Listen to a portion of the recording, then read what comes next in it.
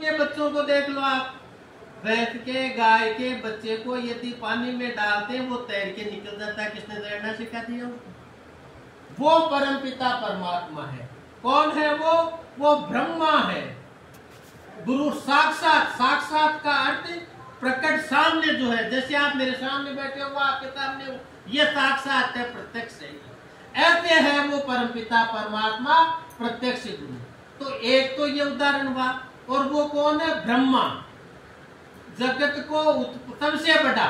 ब्रह्म का अर्थ होता है सबसे बड़ा, और ब्रह्मा का अर्थ अपनी बड़ा भी है, ज्ञान के क्षेत्र में भी पूरी सृष्टि का उत्पादन करता भी है। दूसरा विष्णु, गुरुर ब्रह्मा गुरुर विष्णु। अब किसमें सामर्थ्य है? जो पूरी सृष्टि को उत्पन्न करते हैं। सांसारिक गुरु चाहे कहीं का भी ले लो, कोई ऐसा सामर्थ्य रखने वाला है क्या? सामर्थ्य रखने वाला वो परमपिता परमात्मा है, वह ब्रह्मा है। विष्णु जो सब जगह व्यापक है, सबका पोषण करता है, वो परमपिता परमात्मा विष्णु है। किसमें सामर्थ्य है? जो सबका पोषण करते हैं, परिवार का पोषण करता है, जिसमें तो कहता है मैं इतनों को खिलाता हूँ। वो परमपिता परमात्मा पूरी सृष्टि का पालन करता है, लेकिन किसी को नहीं कहता कि मैं खिलाता हूँ। विष्णु, गुरुर ब्रह्मा गुरुर विष्णु गुरुर देवो महेश्वर है। अब आप देखिए महेश का क्या है? इस सृष्टि का लय करने वाला। ये मनुष्य शरीर मिला है, बच्चा होता है, बहुत अच्छा लगता है, मंगल गाते हैं, खुशियां मनाते हैं, फिर इस प्रकार से ये जन्मदिन मनाते हैं। फिर अब धीरे धीरे वो बच्चा युवा हो जाता है, फिर प्रौढ़ हो जाता है, फिर वृद्धावस्था आ जाती है, उसके अंदर ज्यादा वृद्धावस्था आती है, तब वो कहता है कि मुझे नहीं जीना, हे भगवान मुझे तो उठा ले। न तो हाथ पैरों में चलने की शक्ति, न कोई कहना माने, न किसी प्रकार का कोई मेरे से काम होता है, मैं इस शरीर से बहुत दुखी हूँ, ये भार लगता है मेरे को, हे परमात्मा मेरे को उठा। अब ऐसा लय करने वाला कौन? वो परमपिता परमात्मा। जितना समय जाति आयु भोग दिया है, उसके बाद में उसके शरीर का लय करने का सामर्थ्य केवल परमपिता परमात्मा में, उसी की शरण में जाते हैं। इसलिए कहा गुरुर ब्रह्मा गुरुर विष्णु गुरुर देवो महेश्वर है, गुरुर साक्षात परब्रह्म तस्मै श्री गुरुवे नमः। ऐसे गुरु को मैं बारंबार नमस्कार करता हूँ। तो सबसे पहला परमपिता परमात्मा गुरु हो गया, उसको नमस्कार। फिर हम सांसारिक जन है, हमारे को भी ज्ञान गुरुओं के माध्यम से हुआ है। अगर सबसे पहला अगर उदाहरण आप देखो गुरु शिष्य का, तो देव दयानंद जी महाराज का देखो। देखिए 78 साल की आयु के तो गुरु और 36 साल की आयु का शिष्य, उसके बावजूद भी दृष्टि प्रहार कर देते थे वो वृंदानंद जी महाराज, लेकिन गुरु दयानंद जी ने कभी उठ तक नहीं किया। अक्सर से उनकी आज्ञाओं का पालन किया, और अंत में जब गुरु दक्षिणा मांगी तो लौट देने लगे, तो नहीं, ये नहीं चाहिए, मेरे को तो जीवन चाहिए, और जीवन भी ऐसा जो गंगा यमुना की तरह सतत प्रवाहित होता रहे और अज्ञान अंधार को मिटाता रहे, पाखंड को दूर करता रहे। दयानंद जी मैं तो वो चाहता हूँ दक्षिणा के अंदर, और वो दक्षिणा गुरु दक्षिणा दयानंद जी महाराज ने दी। ऐसा विश्व में कई उदाहरण मिल नहीं सकते। यह है गुरु का। अब सांसारिक गुरु कहते ब्रह्मा विष्णु महेश हो गए। अब आजकल के तो गुरु कई सारे हैं, कई कहाँ बैठे हैं, कोई कहाँ बैठे हैं, आपसे छिपे हुए नहीं। अब उनको गुरुदेवा कह के अगर अपन करते हैं, सांसारिक गुरु भी बनाए तो कहते हैं गुरु कीजिए जान पानी पीजिए छान। गुरु को भी पहले पहचानो अच्छी तरह से, और उसके बाद में गुरु बनाओ, चाहे जिसके चरणों में शरण देने के लिए मत पड़ जाओ। ये कहा वेद हमारा, ये कहता पहले जानो फिर मानो, और सांसारिक गुरु कहते हैं पहले मानो और फिर जानो। कुछ भी मत करो, हमारे चरण में आप कर ले, और जूतियां दोनों सत्संग के हॉल के बाहर छोड़ के आओ, जैसा हम कहे वैसा करो। यह आदत है।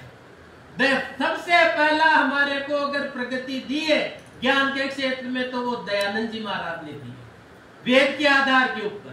पहले प्रत्येक किसी भी बात को माननी है तो पहले उसके बारे में पूरा जानो, यथार्थ जानकारी करो। इसलिए गुरु कैसा करे? ब्रह्मा के सदृश। ब्रह्मा कौन है? ब्रह्मा की मूर्ति देखी होगी आपने, ब्रह्मा के 4 मूल वेद हाथ में। तो पहला तो गुरु की विशेषता ये होनी चाहिए, वेद का ज्ञाता होना चाहिए। जहां सिर पटक रहे हो, जहां कर रहे हो, वो वेद का ज्ञाता होना चाहिए। वो गुरु है वास्तव में यथार्थ ज्ञान देने वाला। यथार्थ ज्ञान प्राप्त होने से सांसारिक उन्नति भी होगी, पारमार्थिक उन्नति भी होगी। दूसरा का विष्णु के सदृश। विष्णु क्या कहते हैं? यज्ञो वही विष्णु। तो पहला ब्रह्मा का तो वेद हो गया।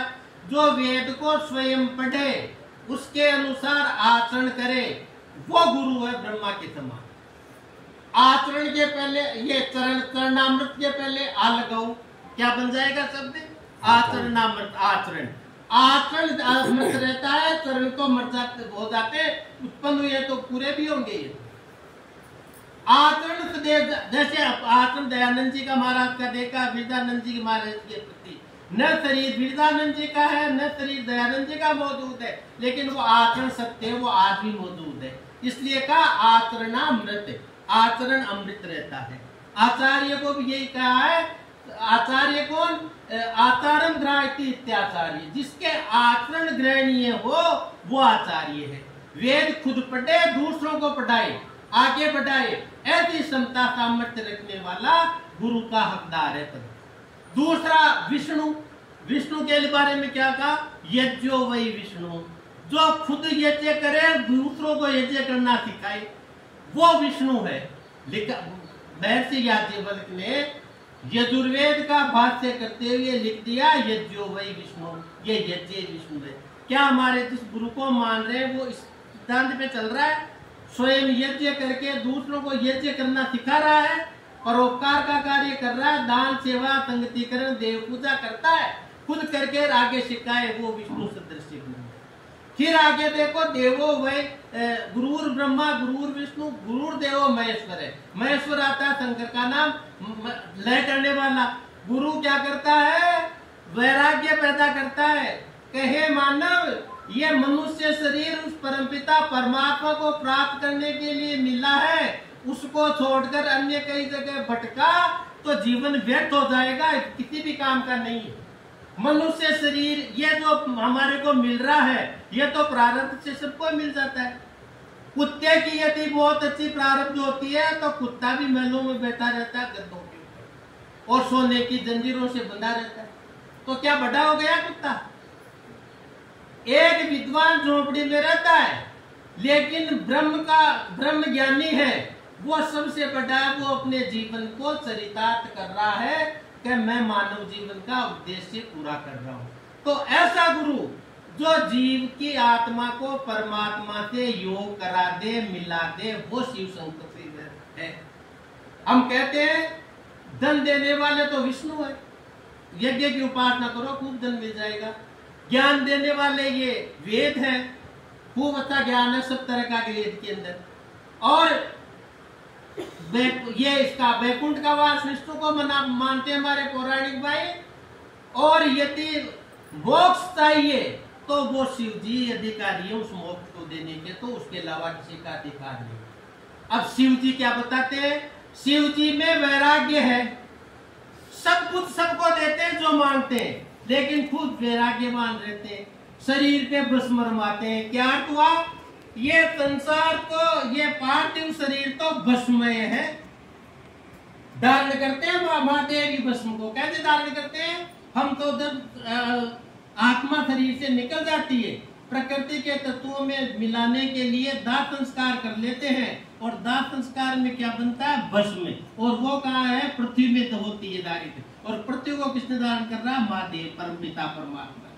इस प्रकार से वो धारण करता है, वैराग्य उत्पन्न करता है। वो कहे मनुष्य वैराग होगा जब हमारे को ज्ञान की प्राप्ति होगी, अन्यथा ज्ञान की प्राप्ति हो नहीं सकेगी, विषयों में खोए रहेंगे। जो भी कुछ मिला है तो जाने वाला है, इसमें कब तक हम हमारा अधिकार करेंगे?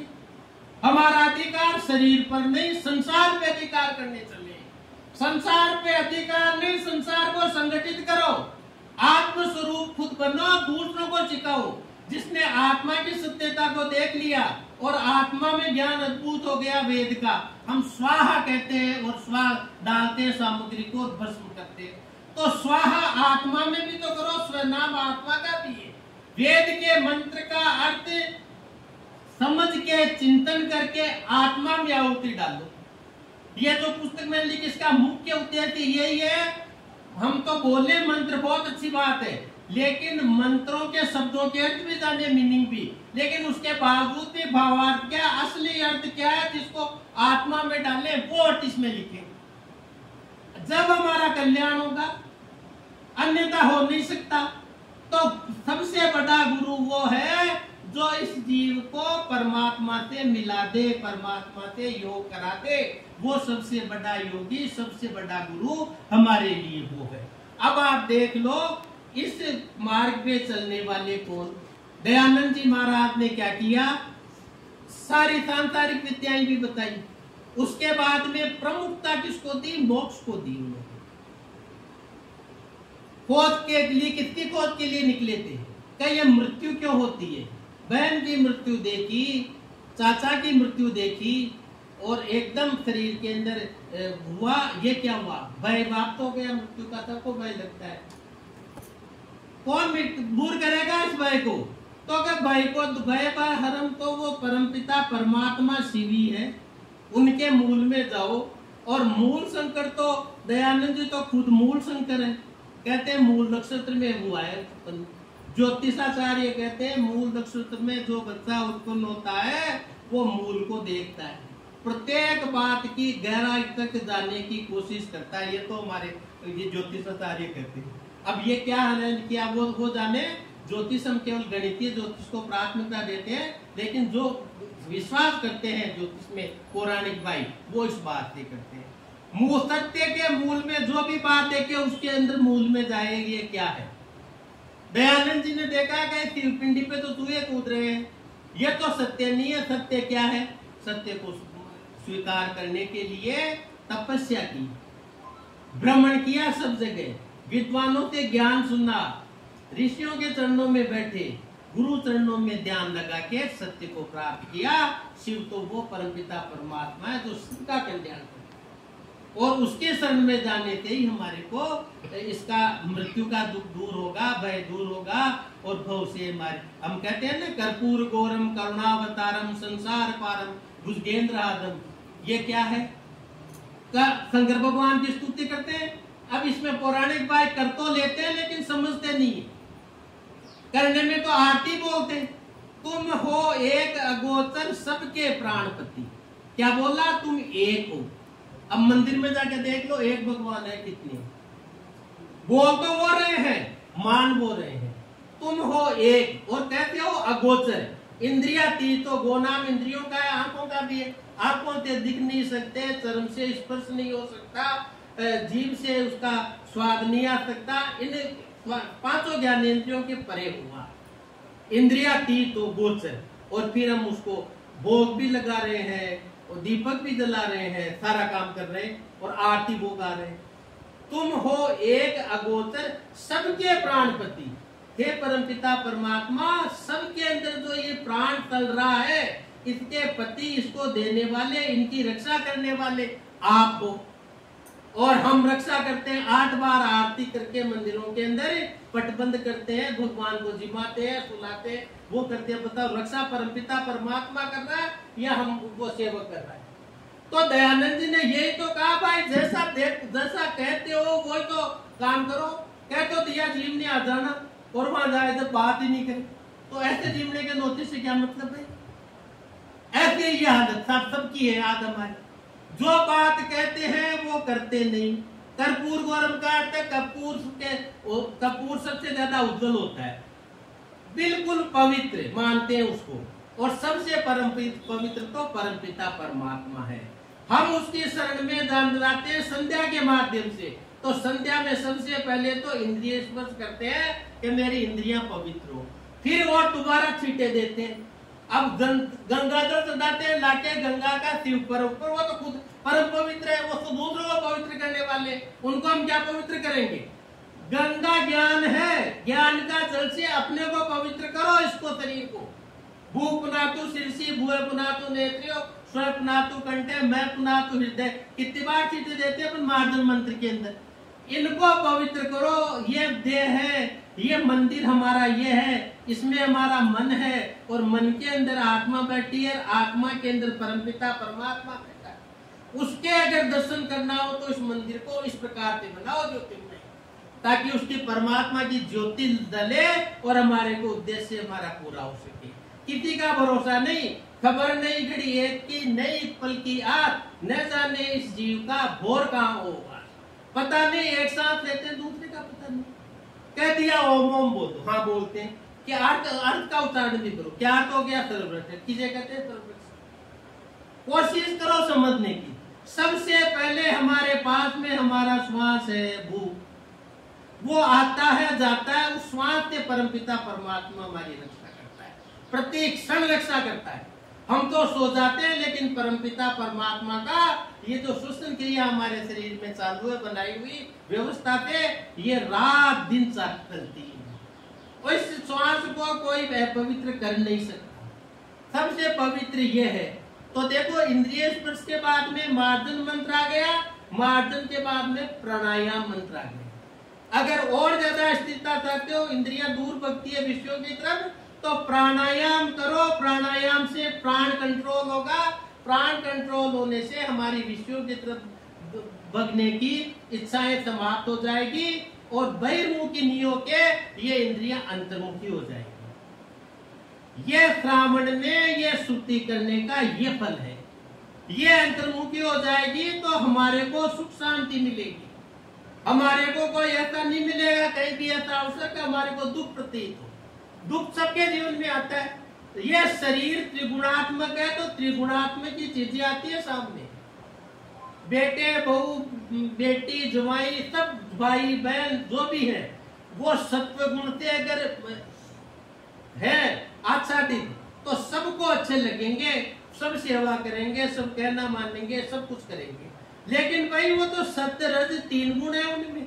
जब सत्तत्व रहेगा जब तो बहुत अच्छे लगेंगे अपने को भी, लेकिन जब रजोगुण आ गया तो फिर झगड़ा करेंगे, फिर न तो कहना माने, अपने कहने की चलाएंगे, अपनी बात बताएंगे, सुनेंगे कम, सुनाएंगे ज्यादा। रजोगुण का प्रभाव आ गया। इसलिए कहा सात्विक वृत्ति रखो, सात्विक खान पान रखो, जिसका खान पान सात्विक रहता है। संध्या में बैठते किसलिए? इसीलिए तो बैठते हैं कि हमारा शरीर बिल्कुल सदा हुआ रहे, सात्विक गुण की प्राथमिकता रहे, प्रधानता रहे, तब सत्य परमपिता परमात्मा की तरफ हमारी गति हो सकती है। और तमोगुण अगर आ गया वो तो मूर्ख बनाता है। बैठ गए सत्संग में, चाहे भजन करने बैठ गए, दो उबासी आ गई, कभी इधर पड़ गई, कभी यही पता नहीं क्या बोला और नहीं बोला। क्यों? तमोगुण से आच्छादित है। इसलिए हम कहते हैं ये चीटे मारना क्या है? शरीर को सजग रखना है। सात्विक गुण की तरफ आगे बढ़ेंगे तब उस सत्य के नजदीक बैठेंगे। और असली गुरु कौन? जो सत्य से साक्षात्कार करवा दे, वो असली गुरु है हमारा। अपने खुद नहीं पूजिए, पूजाए परमपिता परमात्मा को, पूजाए ऋषियों को जिनके माध्यम से हमारे को ज्ञान प्राप्त हुआ है। उनको पूजाने की जगह खुद पूजने लग जाए तब ये व्यापार हो जाता है जो आप देख रहे हो बड़ा लगातार YouTube में सब जगह किस प्रकार से चल रहा है। तो असली बात ये है, असली जो सत्यवादी, सत्यकारी, सत्यमानी और सत्य मार्ग पर चलने वाला स्वयं और अपने आचरण से दूसरों को सत्य मार्ग पर चलाने वाला जो महापुरुष हमारे समाज में है, हम उसके शरण जाएं। चरणामृत का अर्थ यह है उसके जो आचरण, अमृत आचरण जो सदा रहेंगे, उन आचरणों को हम धारण करें, न कि पैर खुले हुए पैर धो के जो पानी होता है उसको पी के, चरणामृत पी के अपने को धन्य माने। धन्य उसके आचरण से अपनी अंतरात्मा में उतारे उस आचरण को, तब हमारे को चरणामृत का वास्तव में लाभ मिलेगा। वो गुरु पूजा का, गुरु की भक्ति का तब लाभ मिलेगा जब गुरु की इस प्रकार की विशेषता होगी। अब देखो मेरे समयावधि समाप्त हुई, मैं समय का अतिक्रमण करता नहीं, पर हम परमपिता परमात्मा से प्रार्थना करते हैं। हमारे में सामर्थ्य नहीं है कि हम मान ले, धारण कर ले, ज्ञान भी हो जाए। उस परमपिता परमात्मा की कृपा होती है तभी होता है, अन्यथा होता नहीं है कुछ भी। तुलसीदास जी कहते हैं, ओ हार्यो बहुत यत्न करी अतिशय प्रबल अजय, तुलसीदास बस होई बसी जब प्रेरक प्रभु बन। ये जितनी भी दुष्प्रवृत्तियों की तरफ गति होती है, इस उससे बचने के लिए परमपिता परमात्मा प्रेरणा करता है, तभी बच सकते हैं और सत्य मार्ग में लग सकते हैं। उसकी प्रेरणा के बिना लग नहीं सकते। तो हे प्रभु, हमारे को आप कृपा करो हमारे पर, हमारी प्रेरणाएं आपकी प्रेरणा हमें इस प्रकार से प्राप्त हो, हम शुभ कर्मों में संलग्न हो। संसुतेन गमेमहि मासुतेन विराजति। जो भी कुछ सुना उसको व्यवहार में लिया है, ऐसी कृपा करो प्रभु। ओम